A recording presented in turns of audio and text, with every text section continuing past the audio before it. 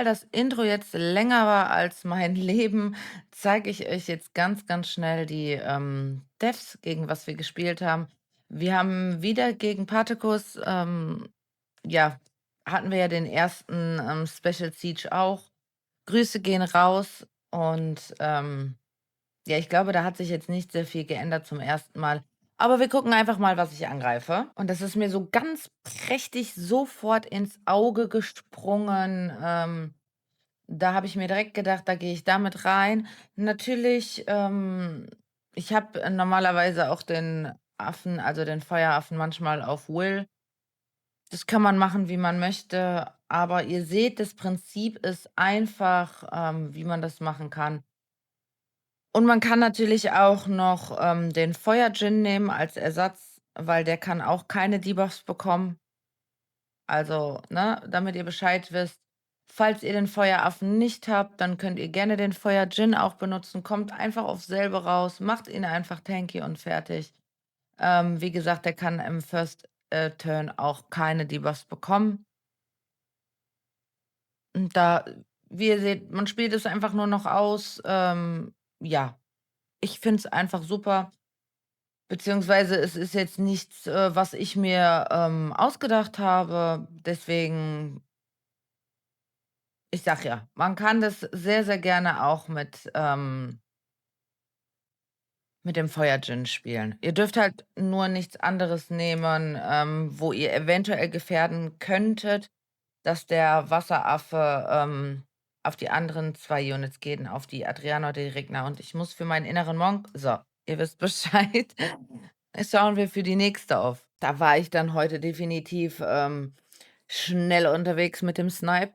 Und ich habe eine dritte eine nicht eine dritte Adriana, 3 Adrianas habe ich, aber ich habe noch eine dritte Regna bekommen. Die muss ich jetzt noch fertig machen und dann kann ich die auch noch irgendwie in Einsatz bringen. Und ich bin auch mal am Überlegen, ob ich die eventuell noch mal anders pair, aber das zeige ich euch noch. Das ist so ganz gängig, das kennt ihr. Aber ich bin am Überlegen, wenn einem dann die Adrianas ausgegangen sind und so weiter. Das werde ich mal gucken, ob ich das im nächsten Mal zeigen kann. Man muss ja immer gucken, wie sich das dann ergibt. So, Spoilerwarnung, das wird ein sehr langer Fight. Ist es immer, wenn man damit, gegen diese Def rangeht. Ist einfach so. Aber für mich funktioniert sie ganz gut. Also, es gibt wirklich sehr selten Fälle, wo sie mal failen würde, selbst wenn die auf Destroy sind oder sonst irgendwas. Also, ja, das ist relativ selten. Also, hier ist, definitiv für mich persönlich der Call: Ich nehme als Erstes die Irene raus, weil sie mich einfach mit dem Treadstead und mit dem Koffer am meisten nervt. Ihr könnt natürlich gucken im Laufe des Fights, wenn ihr seht, keine Ahnung, der Geldnir oder der Shad, die sind viel, viel, viel, viel squishier, dann könnt ihr die natürlich zuerst rausnehmen. Ihr müsst immer gucken, ähm, ja, wie sich das in 'nem Fight ergibt. Und ich habe natürlich, das war von mir am Anfang 'n bisschen blöd. Normalerweise hätte ich, also, ne, man macht es immer so, man greift das Unit an, solange der Geldnir keine Stacks hat. Sobald der Geldnir 'n Stack hat, geht man halt einfach auf irgend 'n anderes Unit, damit die HP halt nicht immer wieder kontinuierlich höher geht. Habe ich dann irgendwann, ich weiß nicht, bei diesem Angriff bin ich schon gar nicht mehr ganz, anwesend gewesen, wenn ich ehrlich bin, weil das läuft halt einfach so aus dem FF. Also wirklich. Dieses, Deck hat man, das, läuft einfach nebenbei, ja, weil relativ viel passiert dort nicht. Wenn ihr wirklich Wert darauf legt, wie ihr das runt, dann dürfte das eigentlich gut funktionieren. Ich werde, also der ganze Fight, der hat, meine ich, 6 Minuten gedauert. Ich werde euch das natürlich nicht 6 Minuten lang antun. Ich werde das jetzt ein bisschen vorspulen, aber ihr seht ja, der Call ist bei mir, wie ihr seht. Ich gehe zuerst auf die Irene. Ich spule euch das jetzt einfach mal ein ganz kleines bisschen vor und dann gucken wir mal weiter. So, und jetzt haben wir nur noch den Shard, der über ist. Ich habe ja gesagt, ich habe erst die Irene rausgenommen, dann habe ich den, Geldnir rausgenommen und jetzt als Letztes nehmen wir einfach den Shahad raus. Das ist, ja, wie ihr seht. einfach zu spielen. Also, selbst wenn die auf Destroy sind oder sowas, dürftet ihr da trotzdem durchkommen. Habe ich auch schon alles gehabt und, ja, also, damit zu verlieren ist sehr, sehr, sehr selten. Also, wirklich. Ich glaube, ich habe das schon sehr, sehr häufig benutzt und ich glaube nur ein einziges Mal, verloren aufgrund von ganz, ganz, ganz, ganz, ganz, ganz unlucky Procs. Und das nutzen wir natürlich auch ganz gerne, ne? Also, jetzt ich liebe es total und deswegen sage ich auch immer, ich liebe es, Siege Dupes zu haben, Dupe Kamis und so weiter. Also, hier ist jetzt erst mal der Call, ich nehme die Lamiela raus. Es kommt natürlich da drauf an, welches LD drinne ist. Wenn jetzt natürlich ein extrem, ja, weiß ich nicht, Carry-LD drin ist, was mich, 1 versus 3 machen könnte und meine Kami killen könnte, nehme ich natürlich das raus.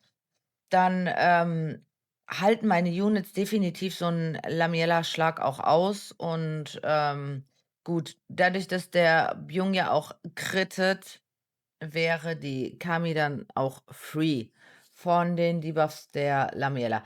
Aber ich habe mich hier nun mal jetzt entschieden, sie zuerst rauszunehmen und dann spielen wir das einfach aus. Wir warten, bis wir wieder, unsere Skills frei haben. Ich glaube, in der nächsten Runde beziehungsweise ich warte immer, bis das der Byung sein S2 gemacht hat. Also, wir hätten jetzt in der nächsten Runde frei, aber ich warte trotzdem von dem, Byung den S2 ab, weil er damit strippt und ich möchte halt nicht, dass er sich das unverwundbar strippt. So, das heißt, er hat es jetzt gemacht. Wir können jetzt, in der nächsten Runde mit dem Robo können wir dann wieder ganz normal seine Skills machen und fertig. Wir haben ihn sogar gestunt, das ist ganz nett. Ich hätte jetzt sogar 'n Proc erwartet, aber hat er nicht, also haben wir einfach 'n Double Kill da hingelegt und deswegen ich liebe diese Off. Da hat sich das für mich zum Glück noch mal ergeben, dass ich es noch mal angreifen konnte. Ich finde es halt super und, warum denn nicht? Also, warum denn auf Krampf dann irgendwas anderes benutzen, wenn man das benutzen kann? In dem Fall habe ich jetzt wieder den Fokus auf die Lamiela gesetzt, weil beide Units critten und beide bekommen definitiv meine Kami nicht down. Also, auf gar keinen Fall. Die macht das im Zweifel dann sogar solo und deswegen funktioniert das auch.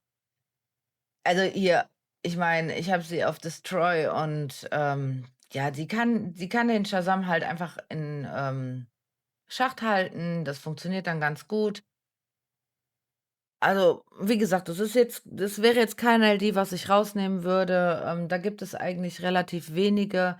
Was ich natürlich rausnehmen würde, wäre jetzt, wenn da, zum Beispiel eine Velasca stehen würde anstelle des, Shazams, dann würde ich definitiv die Velasca rausnehmen. Dann nehmen wir die Lamiela in Kauf. Das ist gar kein Problem, das halten wir aus. Wir sind tanky genug.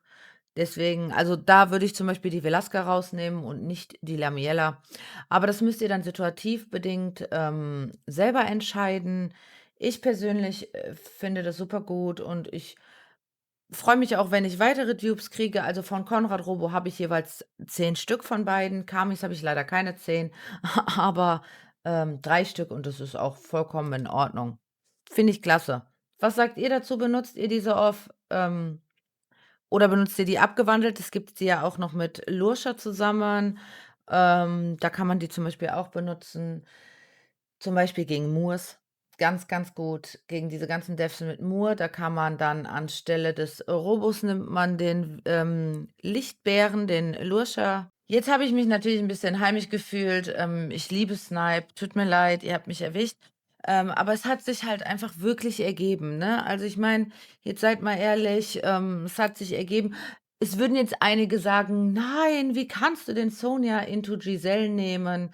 Was ist, wenn?“ Meine Sonja ist, auf Crit Damage und Crit Rate, guckt sie euch an und sie ist auch auf, Plus Damage und so weiter. Also, bisher, toi toi toi, hat sie jede Giselle geone-shottet. Und ich truste in meine Sonja. Jetzt haben wir hier noch mal ein bisschen schönes, Bruiser-Zeug für euch.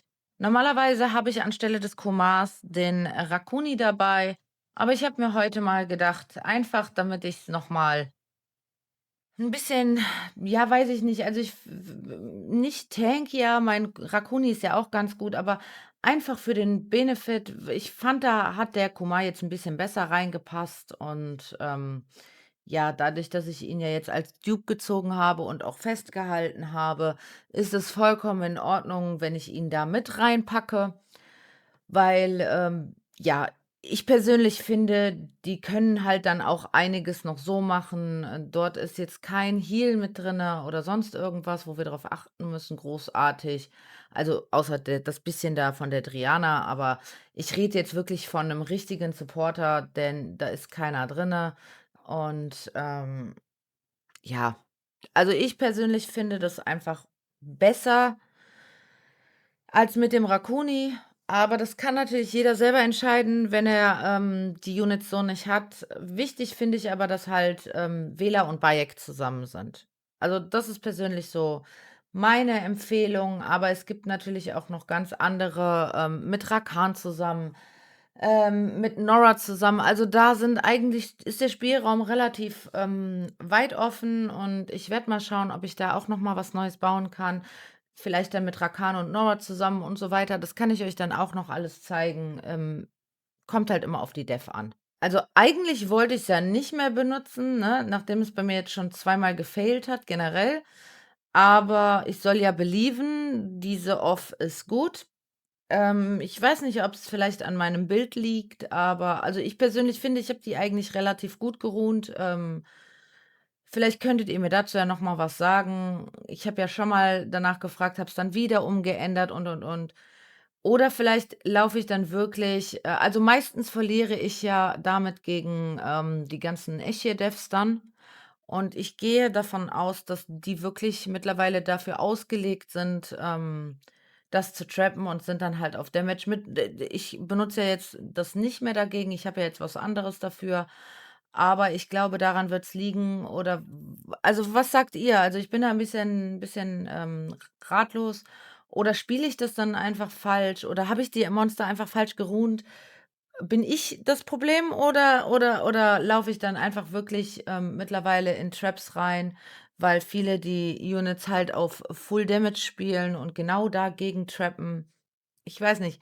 Vielleicht habt ihr da irgend 'ne Ahnung und könntet mir vielleicht mal helfen, weil an sich finde ich, ist es gut. Also, ich persönlich finde es eigentlich besser, als mit Feng, aber gut. Meine Kommentare stehen offen und ich freue mich natürlich über eure Kommentare. Trommelwirbel, ich nehme Lucian, aber jetzt, kommt noch mal etwas, ich rune noch mal live um und zwar, ich habe ein bisschen im Gefühl gehabt, dass eventuell der Geldnir nicht sterben könnte und deswegen habe ich mir gedacht: „Alles klar, ich mache mal den Dova auf Destroy.“ Keine Ahnung, das war einfach so 'n Gefühl von mir, da zeige ich euch das jetzt noch mal alles, aber damit, was jetzt passiert, damit habe ich gar nicht gerechnet, also wirklich nicht. Ich habe outspeedet, weil ich habe die Dev halt vorher schon angegriffen, ne? Ihr wisst, ich mache es nicht, wenn ich nicht weiß, ob das Swift ist oder nicht. Ähm, so, er hat überlebt, aber Prog, das müsst ihr euch angucken. Guckt euch das an. Guckt euch das an, wie oft er dran ist. Habt ihr ha d so, wir haben das jetzt gewonnen, aber habt ihr das jetzt gesehen? Also, wir können noch mal ganz kurz zu dem, Satisfaction-Teil hier gehen, wie Lucian alles ne? Und dann guckt euch das an. Also, ich habe gestern wirklich gedacht, als ich das ich werde nicht mehr. Wie viel, RNG ist in diesem Spiel? Also, ich meine, ich habe es gewonnen jetzt, ne? Normalerweise hätte das schon viel, viel früher hätte ich das gewinnen müssen, aber ist okay. Er hat alles gegeben. Er bekommt eine Urkunde dafür, dass er alles gegeben hat. Erster Platz fürs beste RNG ever. Und nachdem ich mir das dann ein bisschen verdaut habe, habe ich jetzt meinen zehnten, also meinen letzten Angriff. Wie ihr mitgerechnet habt, bis jetzt stehe ich 9:0. Gut, in dem Fall, wenn wir, ja, outspeedet worden wären, dann wäre das halt so, aber ja, also ich weiß nicht. Ich hätte da jetzt also ich habe jetzt nicht viel in dem Szenario gesehen, dass es sehr schlimm wäre, wenn wir outspeedet wären. Auch, dass wir jetzt den, Barbaren nicht gestrippt hatten, empfand ich persönlich nicht als extrem schlimm. So, meine Units sind, nicht auf Damage, die sind auf Tanky, die sind auf Minuslicht gemacht, weil, ja, ne, es ist, Triple Fire. Ich habe jetzt nicht, ich habe es jetzt nicht für nötig gehalten, sie auf, Minus Wind zu spielen. Und wie ihr seht, ihr wisst, wir haben das da immer für den Fall der Fälle. Da ist sie wieder, meine Krone. Ich habe mein 10-10 gemacht und habe euch natürlich auch ein bisschen gezeigt, wie ich normalerweise immer meine Sieges gespielt habe, aber ich habe auch 'n bisschen was anderes reingebaut. Also, finde ich, ist das eine Win-Win-Situation für uns alle gewesen. Ich habe leider verpasst, es, direkt nach dem Ende aufzunehmen, aber wie ihr seht, wir haben gewonnen. Und ich zeige euch dann eben auch noch einfach mal ganz kurz, welche Kiste ich hatte. Mir wurde meine leider gestohlen, deswegen musste ich eine nehmen, die nicht meine war und deswegen war sie auch leider nicht so gut.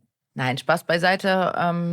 Wenn euch das Video gefallen hat, dann wisst ihr Bescheid. Lasst ein Like, ein Abo und ein Hype da für den Support und, verpasst auf jeden Fall nicht das nächste und letzte Video für diese Season, wenn ihr wissen wollt, was passiert, wofür ihr euch die Intros angeschaut habt und, welche Offs ich als Nächstes benutze. Und dann freue ich mich auf jeden Fall, wenn ihr das nächste Mal wieder einschaltet.